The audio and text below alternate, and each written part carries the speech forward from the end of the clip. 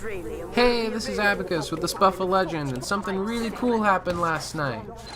First opportunity for the public to jump into competitive matchmaking. Valve had a stress test for 3 hours, and a lot of my friends got to jump in and play.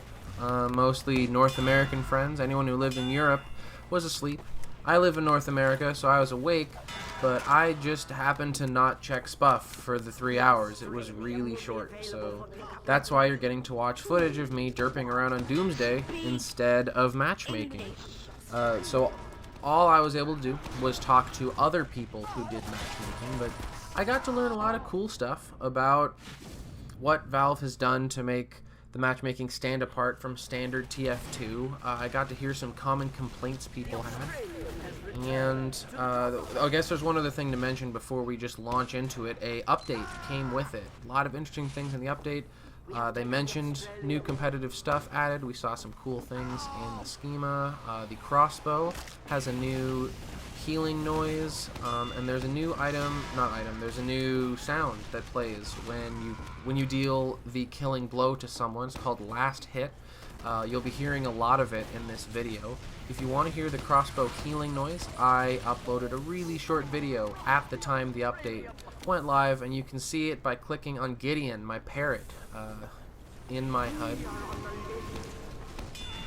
And for anyone who didn't go watch a really tiny video, or anyone who did and decided to come right back, because the video is literally 30 seconds long, let's talk about competitive matchmaking. I know that there's a lot of complaints. One of the biggest complaints I'm seeing from people involves the number of requirements that Valve has slapped on anyone who wants to participate. You have to be using DX9. Anybody who used DX8 or lower, either because their computer couldn't handle any better than that, or they just liked the performance bonuses that came with, lower quality TF2 visually, but better, frames per second and stuff. Well, though, you've got to use DX9 to play Valve's matchmaking.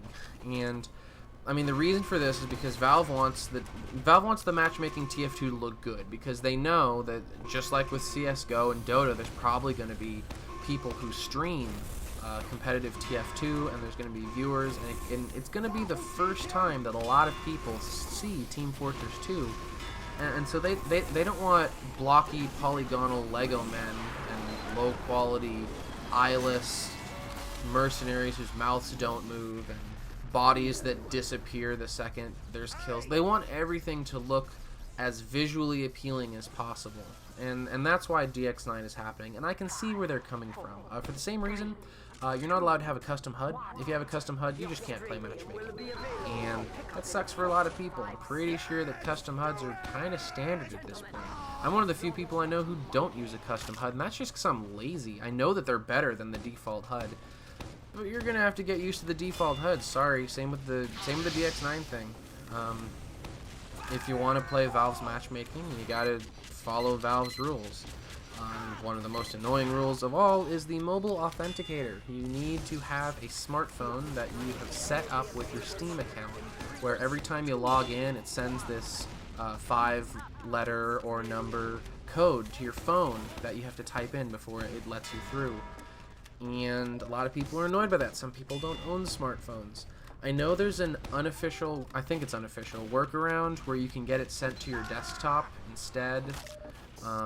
But you're not supposed to do that, obviously. And in general, a lot of people are just annoyed by the ridiculous number of safety requirements that Valve is sticking on Steam accounts, especially anyone who feels like trading these days. But we're getting off topic. I could make an entire video about how annoyed I am at the number of trading restrictions Valve's added into Steam at this point.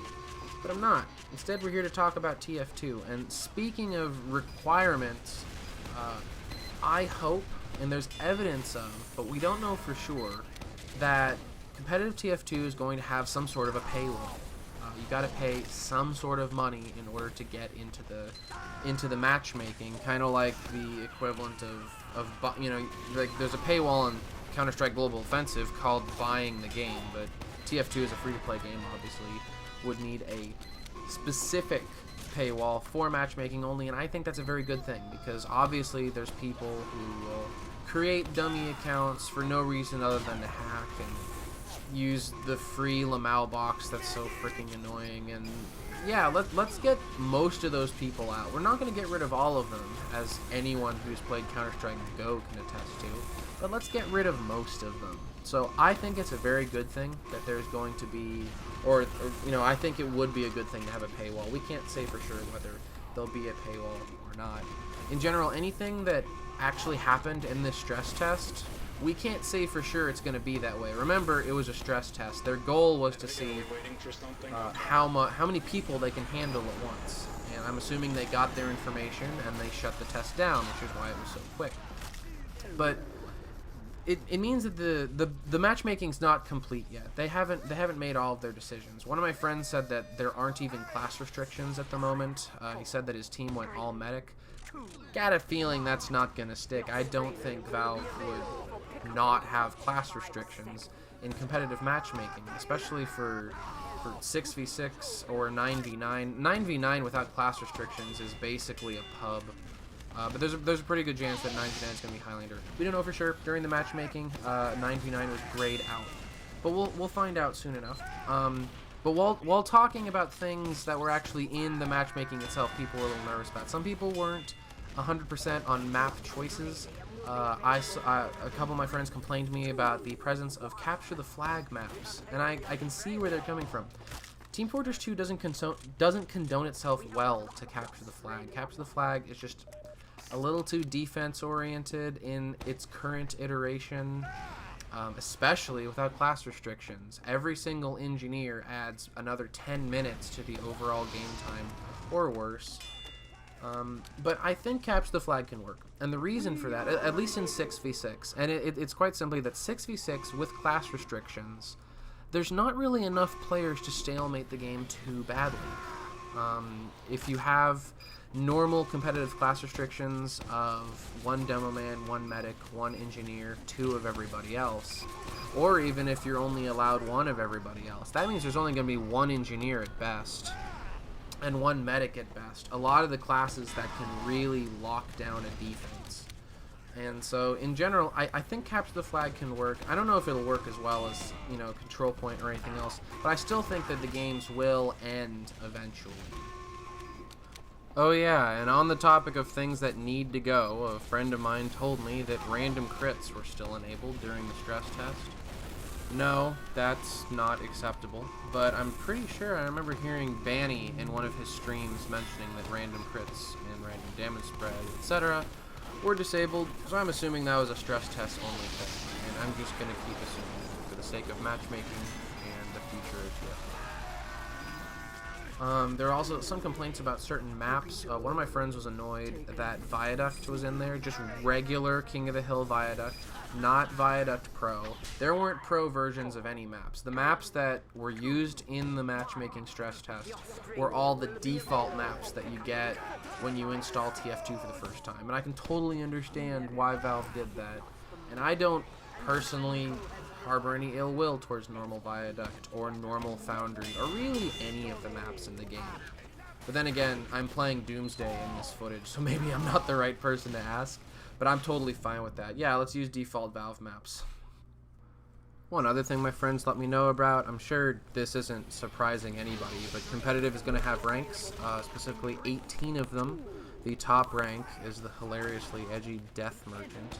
But it's going to work just like in CSGO. The more wins, the more kills, the more experience, and then the higher up you go. Eventually you can't fight against people that are too low rank. And yeah, nobody's surprised. Of course that was going to be in there. And it's obviously a good thing. It's in there because that way you can play against people of a similar skill set to you. Hopefully it's possible to go down in rank just as it is to go up in rank. We weren't able to find out because nobody I knew went up a rank in the 3 hours that they played, no matter how many wins they got. So kind of like in CSGO, it sounds like it's going to take a while to get anywhere. You gotta trudge your way through the lower ranks before you can reach wherever you actually should be placed. So, and once you reach that rank, you gotta fight to keep it there. Otherwise, you'd have the problem where people who just played more would be a higher rank, because you're gonna get XP just by killing people and by playing. So there needs to be a drop off at some point where you need to maintain a certain skill level. With all the pros and cons that having that in a system just engenders. But you can lose rank in CSGO, and considering they stole practically everything else from CSGO, I think it's pretty safe to say that they're gonna get that right. I've probably been talking about ranking too much anyway. They're gonna get that right. That's just a fundamental part of matchmaking.